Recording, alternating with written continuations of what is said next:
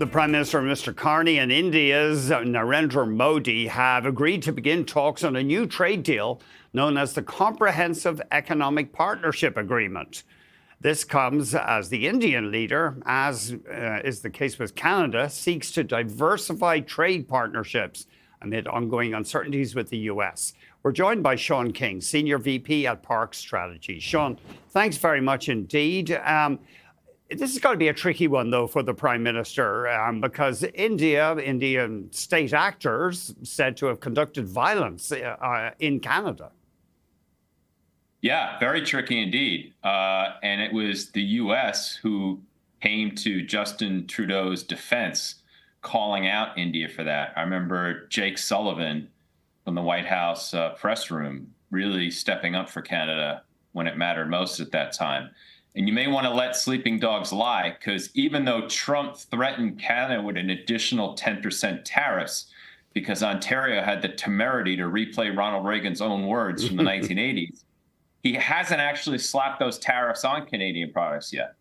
So this may remind him he still has to do that. So Carney, better be careful. But I totally understand where he's coming from. Canada and the U.S., we need each other. You just by sheer size, the fact that you're 10% of our population need us more than we need you. I'm not trying to be a jerk. That's just the facts. But, you're our number one export market, so we need you as well. And we're democracies with shared values and a long, peaceful border. So best case scenario, U.S. and Canada work out their stuff and we get back to normal. But in the meantime, I give Carney credit and a pass that he's got to look for whatever options he has until we settle things between Washington and Ottawa. There's a limit to which you want to get India, obviously a democracy, China not. And he would like to improve trade relations with China, but China's a dictatorship. Totally. And Canada learned that the hard way. I mean, when they carried out the U.S. arrest warrant on Meng Wanzhou at YVR on December 1st, 2018, Beijing responded by arresting the two Michaels and keeping them in detention, incommunicado, under a light for a year and a half. I remember that saga very vividly. I remember the whole thing with canola and everything else. And so Canada should be very careful about diversifying too much away from regimes that share its values. Now, India can be questionable with religious freedom, and Modi's a bit of a wild card, and obviously I don't like him buying Russian oil, but dealing with New Delhi is very different from dealing with Beijing. So anything Canada and India can do and get that relationship back on track, as an American who likes both countries, I'm all for it. Yeah, there's talk now, you may have seen it, that the negotiations between Ottawa and Washington on trade are stalled, and the plan here might now be to just roll it into a comprehensive reworking of the North American Trade Pact next year. Very likely, because it was due for review anyway. And that's another thing, we were so bewildered that Trump had so many problems with Canada because we were operating under USMCA, which was really a signature pact of his first presidency. Now, the U.S.-South Korea Free Trade Agreement, he just tweaked it a bit and decided not to scrap it.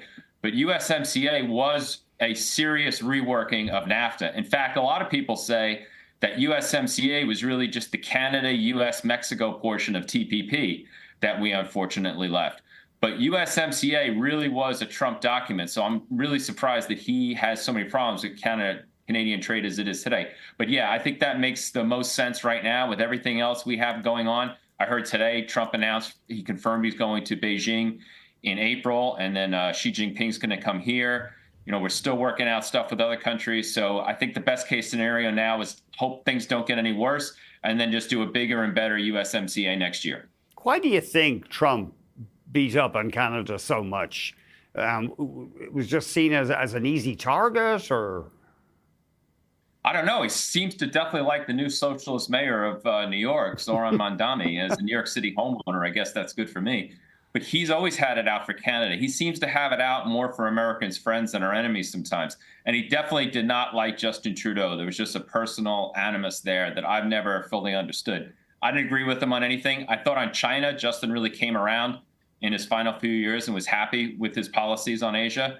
But Trump really seemed to have personal animus for Canada in general and Trudeau in particular. When you look back at the close relationship that Reagan had with Mulroney, probably closer now that we read a lot of declassified documents that he ever had even with Thatcher, I just don't get it. But that's Trump. Yeah, that's right. He does keep people guessing. What do you think will be next, though, on the trade front? Yeah, so it may go quiet. We talked about that. Carney obviously has adopted, I guess you could say, a non-confrontational approach with Trump. He dropped the digital services tax. He rescinded quite a few tariffs he put on or warned of in retaliation. Do you think he's handled this well with a fairly low-key response to Trump's rhetoric?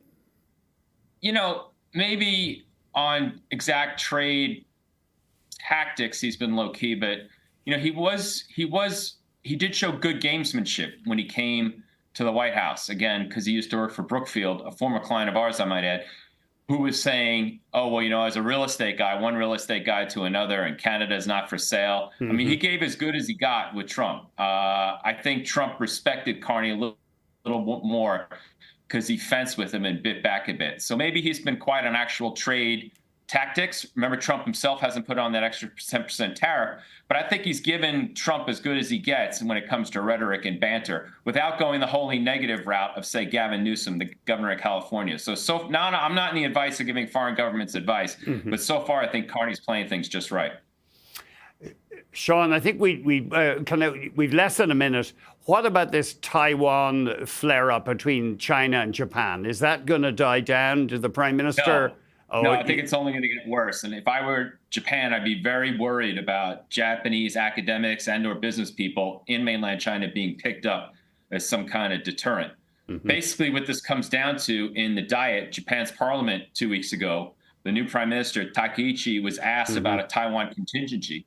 And she said that were there to be a flare-up over Taiwan, it would imperil Japan's own security.